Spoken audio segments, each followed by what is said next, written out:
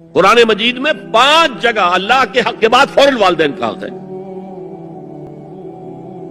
وَقَضَىٰ رَبُّكَ أَلَّا تَعْبُدُوا إِلَّا إِيَّاهُ وَبِالْوَالِدَيْنِ إِحْسَانًا. تیرے رب نے فیصلہ کر دیا ہے کہ اس کے سوا کسی کی بندگی نہیں کرو گے اور والدین کے ساتھ نیک سلوک کرو گے. اللہ کے حکم کے بعد، اللہ کے حق کے بعد والدین کا حق ہے.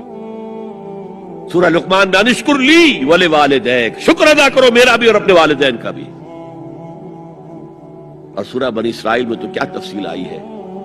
اما یبلغن عندک الکبر احدہما او کلاہما فلا تقل لهما اف ولا تنہرهما وقل لهما قولا کریما واخفض لهما جناح الذل من الرحمۃ وقل رب ارحمهما كما ربیانی صغیرا. اگر تمہارے والدین میں سے ایک یا دونوں تمہارے پاس بڑھاپے کی عمر کو پہنچ ہی جائیں، انہیں کبھی اف تک نہ کہنا، دل نہ توڑنا ان کا، چھاتی چوڑی کر کے بات نہ کرنا، ان سے کندھے جھکا کر بات کرنا، ادب سے گفتگو کرنا.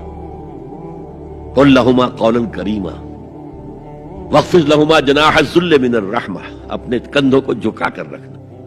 اور پھر کہنا، اللہ سے دعا کرنا، رب ارحمہما کما ربیانی صغیرا، پروردگار میرے ان والدین پر رحم فرمائی ہو جیسے کہ انہوں نے مجھے پالا تھا جبکہ میں چھوٹا سا.